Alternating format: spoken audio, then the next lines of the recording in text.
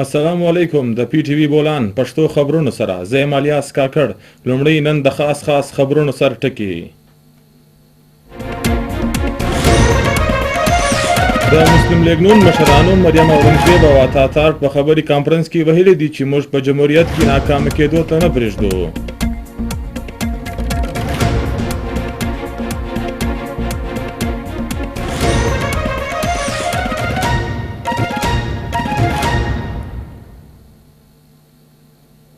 د حکومت جوړولو په لړ کې اړیکې نیول کېږي. د مسلم لیگ نون او پیپلز پارټي د کمیټیانو ترمنځ ګډه غونډه وسوه. په دې لړ کې پرمختګ سوی دی.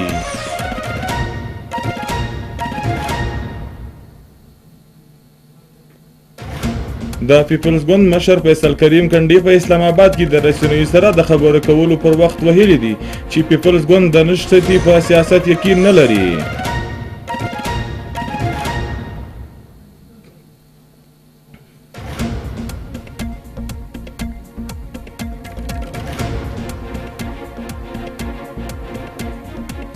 د پی ټی آی پخوانی چیرمن ته په سایپر او توشخانه ریفرنس کې د سزاګانو په ضد په اسلام آباد های کورټ کې اپیلونه دایر کړل شوي دي. او اوس د خبرونو تفصیل. د مسلم لیگ نون مشرانو مریم اورنګزیب او عطا په خبري کانفرنس کې ویلي دي چې موږ په جمهوریت ناکام کېدو ته نه پرېږدو. پی ټی آی په هیواد کې افراطافري خورول غواړي. پی ټی آی په تعزیله کې جیلي فارم 45 تیار کړی دی. د دروغو بیانیې لپاره رسنۍ استعمال کیږي. هغه وویل چې په چونکي په وایټ پیپر د ټول کام ومخ ته کږدو. د حکومت جوړولو په لړ کې اړیکې نیول کېږي. د مسلم لیگ نون او پیپلز پارټي د کمیټیانو ترمنځ ګډه غونډه وسوه. په دې لړ کې پرمختګ سوی دی. په همدې لړ کې به د نتیجې لپاره د مشرتابه د صلاح او مشورې په رڼا کې دریم پړاو نن ترسره کېږي. د پیپلز ګوند مشر فیصل کریم کنډي په اسلام آباد کې د رسنیو سره د خبرو کولو پر وخت ویلي دي چې پیپلز ګوند د نشټي په سیاست یقین نه لري. د 9 مئی پیښه د هیواد دښمنۍ مترادف ده. هغه ویل چې موږ پارلیمنت او جمهوریت مخ ته یو کېده ته اراده لرو. هغه زیاته کړه چې پی ټی آی او جی آی خپل نظریات خاور ته سپارلي دي. موږ به د وزارت هضمه دپاره او مسلم لیگ نون ته ووټ ورکوو. د پی ټی آی پخوانی چیرمن ته په سایپر او توشخانه ریفرنس کې د سزاګانو په معامله کې د قید او جرمانې د سزاګانو په ضد په اسلام آباد های کورټ کې اپیلونه دایر کړل شوي دي. بیرسټر لطیف کوسه د عدالت څخه په 2 اپیلونو کې سزا د معطله کولو کلادم ګرځولو خواست کړی دی. د غیر شرعي نکاح په کیس کې هم په ضلعي عدالت کې اپیل دایر کړل شوی دی. د اطلاعاتو نگران وفاقي وزیر د پی ټی وی کارپوریشن نیوز لیټر هجرا د دستوري ته په وینا کې ویلي دي چې د پاکستان ټلویزیون کارپوریشن د نیوز لیټر هجرا په دستوره کې ګډون زما د پاره د خوښي وړ دی.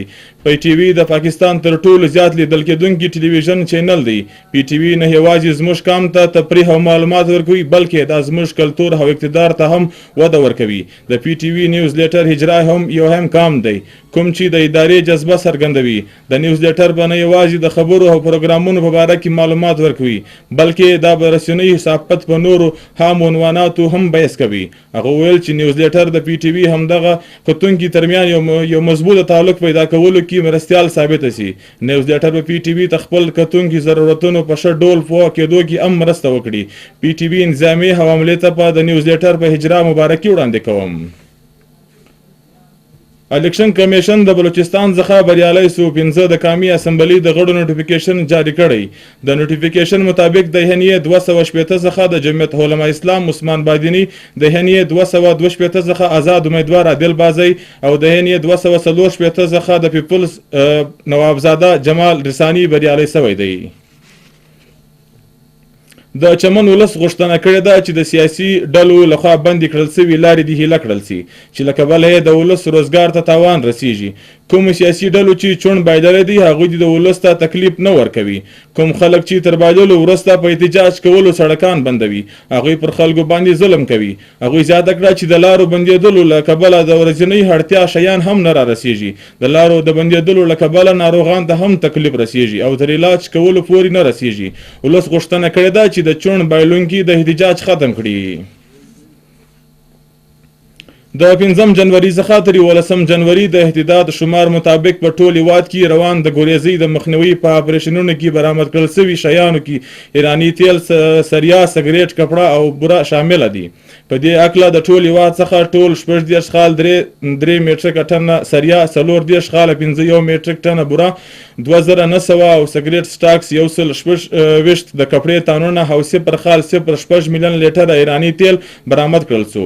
د ملتان څخه 14 خال 3 میټریک ټنه سریا، 44 سګریټ سټاکس او د کپړو تانونه برآمد کړل شو. د کراچۍ څخه 315 سګریټ سټاکس او 93 د کپړو تانونه برآمد کړل شو. اړه لرونکي حکومتي ادارو ته پېښور څخه 0 خال 2 میټریک ټنه بوره او د کوټې څخه 14 خال 2 میټریک ټنه بوره، 2508 سګریټ سټاکس او 26 د کپړو تانونه برآمد کړل. د لومړۍ دسمبر څخه او اوسه پورې د ټول هیواد څخه د ګوریزي په ضد روان کریک ډون کې 9458 خال 4 میټریک ټنه بوره، 240 خال 0 میټریک ټنه وړه، 3000 خال 9 میټریک ټنه سریا، د سګریټ 2,00,000 سټاکس، 23904 د کپړې تانونه او 2 خال 9.51 میلیون لیټر ایراني تیل برآمد کړل شو. په علامه اقبال اوپن یونیورسټي کوټه کیمپس کې اوپن ډے جوړه کړل شوه، په کوم کې چې لوستونکو، هلکانو او نجونو په زړه پورې ګډون وکړي. د خزانې نگران صوبایي وزیر امجد رشید د ځانګړي میلمه په حیث په کیمپس کې تعلیمي الو زلو جاج واخیستل. ډایرکټر علامه اقبال اوپن یونیورسټي ماجد حسین بلوچ نگران وزیر د کیمپس په مجموعي کارکردګي په خبرولو، تعلیمي اصلاحاتو او د علم ودې لپاره د اوپن فوینتون د ارادې غبرګون وکړي. نگران وزیر امجد رشید څرګندول چې ځوان نسل زموږ قیمتي حساسه سوه.